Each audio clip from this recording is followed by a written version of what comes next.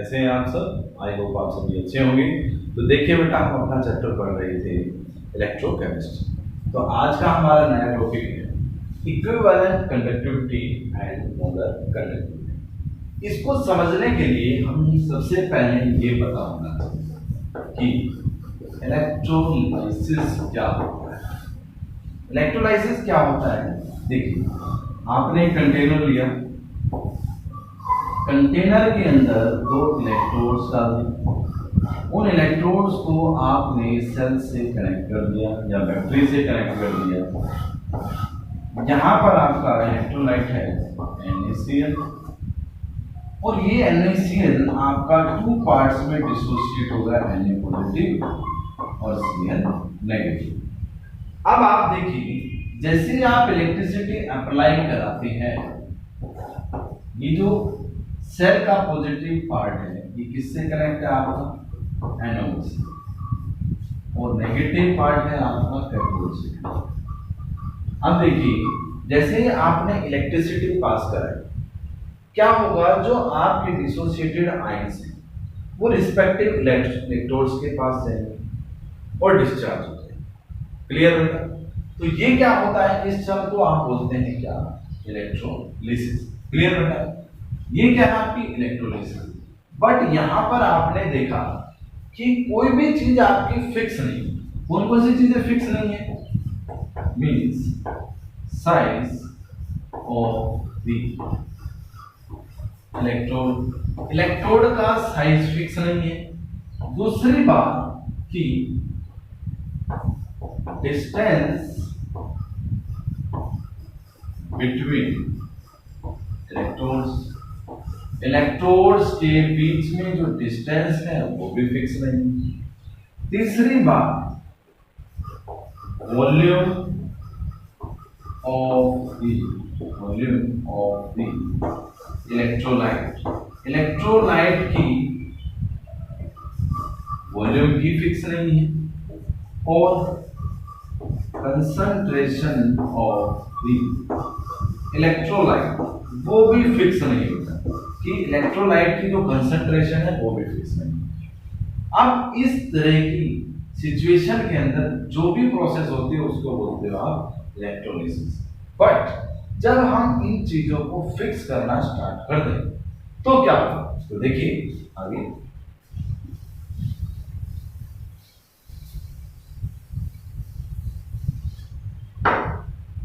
मान लीजिए आपने ऐसे एक स्ट्रक्चर बनाया,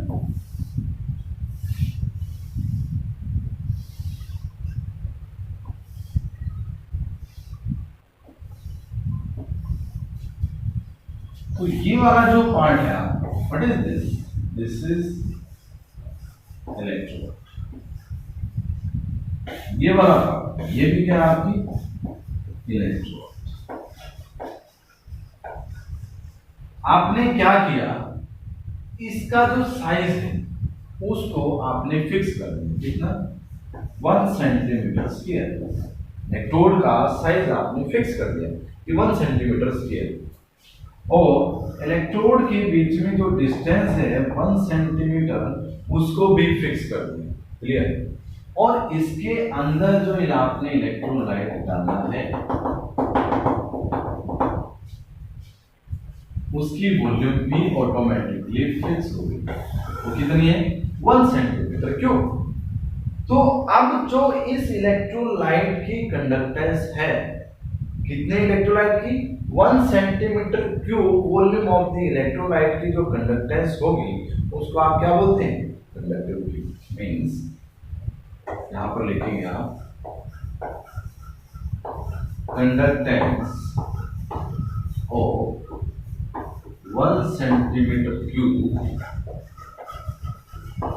volume of the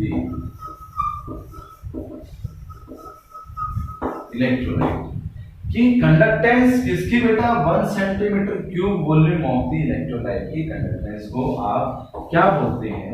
is called conductivity. Clear बेटा? उसको आप क्या बोलेंगे? कंडक्टिविटी। बात क्लियर बेटा? ये चीजें आपको समझ में आ रही हैं? अब हम बात करते हैं कि इक्विवेलेंट कंडक्टिविटी क्या होती है और मोलर कंडक्टिविटी क्या होती है। चलिए देखते सबसे पहले पढ़ते हैं हम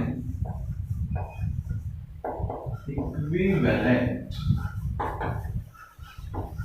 कंडक्टिविटी।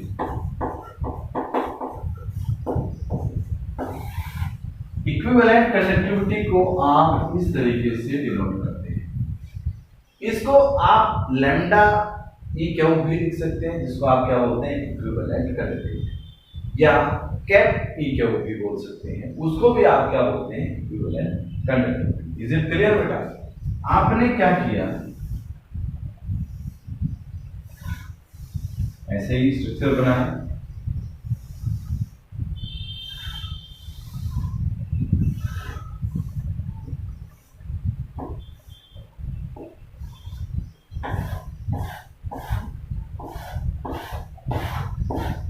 ये क्या आपकी इलेक्ट्रोड्स, ये भी क्या इलेक्ट्रोड्स। इलेक्ट्रोड्स के बीच में आपने जो डिस्टेंस लिया है उसको फिक्स कर दिया, और जो ये इलेक्ट्रोलाइट है इसकी कंसंट्रेशन को भी फिक्स कर दिया। कितनी? 1 ग्राम इक्विवेलेंट, जो कंसंट्रेशन है किसकी? 1 gram equivalent of 1 centimetre cube volume of electrolyte. Clear बेटा? इनकी कंसंट्रेशन को आपने फिक्स कर दिया और डिस्टेंस बिटवीन द इलेक्ट्रोड उसको फिक्स कर दिया, कितना? 1 सेंटीमीटर। इज इट क्लियर बेटा? अब हम क्या करते हैं, इक्विवेलेंट कंडक्टिविटी को हम डायरेक्टली डिटरमाइन नहीं कर सकते। We can not determine directly. जो इक्विवेलेंट कंडक्टिविटी है आपकी, उसको आप डायरेक्टली डिटरमाइन नहीं कर सकते। हम इसको किस तरीके से डिटरमाइन कर सकते हैं? We can determine on the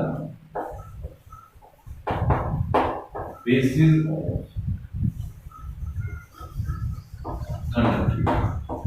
conductivity के बेसिस पे आप इक्विवेलेंट कंडक्टिविटी को डिटरमाइन कर सकते हैं। इज इट क्लियर बेटा? तो देखिए हम क्या करते हैं, इस बड़े क्यूब में से आप स्मॉल पार्ट ले लेते हैं और उस स्मॉल पार्ट की जो कंडक्टिविटी है उसको मेजर कर लिया।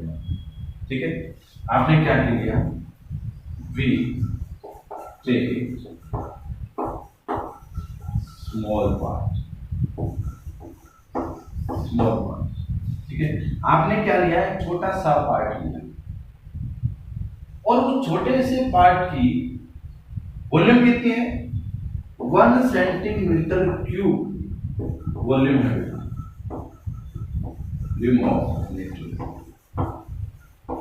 ठीक है बेटा। तो इससे आप क्या निकाल सकते हैं? आपके इक्विवेलेंट कंडक्टिविटी। तो वहां पर जो इक्विवेलेंट कंडक्टिविटी होगी वो क्या होगी कि इक्विवेलेंट कंडक्टिविटी होगी conductivity of 1 centimetre cube volume of electrolyte. Means आपने जो छोटा सा पार्ट लिया है 1 centimetre cube volume of the electrolyte, उसकी कंडक्टिविटी और पूरे सॉल्यूशन की volume of the total electrolyte.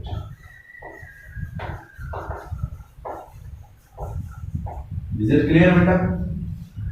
इस वॉल्यूम की कंडक्टिविटी और टोटल वॉल्यूम की कंडक्टिविटी किसके बराबर होगी? आपके इक्विवेलेंट कंडक्टिविटी के बराबर।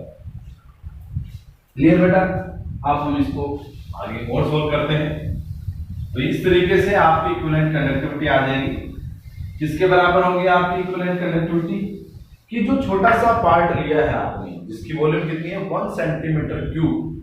ओके बेटा, उसकी कंडक्टिविटी और पूरे सॉल्यूशन की जो पूरा सॉल्यूशन आपका पूरा वॉल्यूम है इलेक्ट्रोलाइट का, उसके मल्टीप्लाई में वो क्या होगी आपकी इक्विवेलेंट कंडक्टिविटी। क्लियर। अब यहाँ पर हम लिख देते हैं कि इक्विवेलेंट कंडक्टिविटी क्या है। दिस इज कंडक्टिविटी और volume of solution in ml। Clear. अब सबसे पहले हमें क्या पता होना चाहिए, वॉल्यूम हम निकाल लेते हैं कि वॉल्यूम ml। ओके बेटा, इक्विवेलेंट की बात की गई है यहाँ पर, तो देखिए यहाँ पर इक्विवेलेंट की बात की गई तो कहां पर होता है बेटा, एक कंसंट्रेशन टर्म होती है आपकी नॉर्मेलिटी। आप लिखेंगे कि नॉर्मेलिटी, नॉर्मेलिटी का मतलब क्या होता है, number of gram equivalent, number of gram equivalent dissolved into 1 liter of solution, dissolved in liter of solution, 1 liter of the solution। Clear बेटा। तो यहां पर हम किस तरीके से लिख सकते हैं कि number of gram equivalent into में ml में निकालना है आपने ये चीज, और ये क्या है आपकी concentration, sorry, volume of solution in ml। Is it clear बेटा। तो यहाँ पर आपको देखिए क्या निकालनी है, ये एक फॉर्मूला बना था आपका यहाँ पर इस तरीके से कि पापा इनटू वॉल्यूम ml। क्लियर बेटा। तो यहाँ से आप ml निकाल लीजिए, आपने निकाला कि ml n और ये क्या नॉर्मल।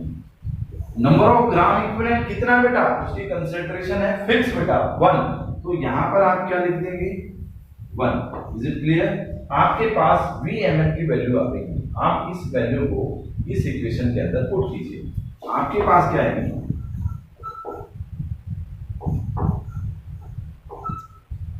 ओके बेटा, आपके पास आएगी इस तरीके से।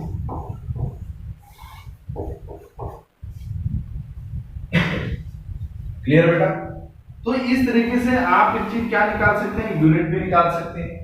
कापा की यूनिट आपको पता है कि क्या होती है, ohm inverse centimetre inverse. Okay बेटा। नॉर्मेलिटी की भी आपको पता है, ग्राम इक्विवेलेंट पता है बेटा। तो इस तरीके से आप इनकी यूनिट्स को पुट करके ग्राम इक्विवेलेंट की वैल्यू भी निकाल सकते हैं यूनिट की। ओके बेटा। तो देखिए अब हम इस तरीके से और क्या निकाल सकते हैं बेटा, मोलर कंडक्टिविटी भी निकाल सकते हैं। क्लियर। मोलर कंडक्टिविटी बिल्कुल डिटो ऐसे ही है। मोलर कंडक्टिविटी को इस तरीके से शो करते हैं, लैम्डा एम या कैप एम। ओके बेटा।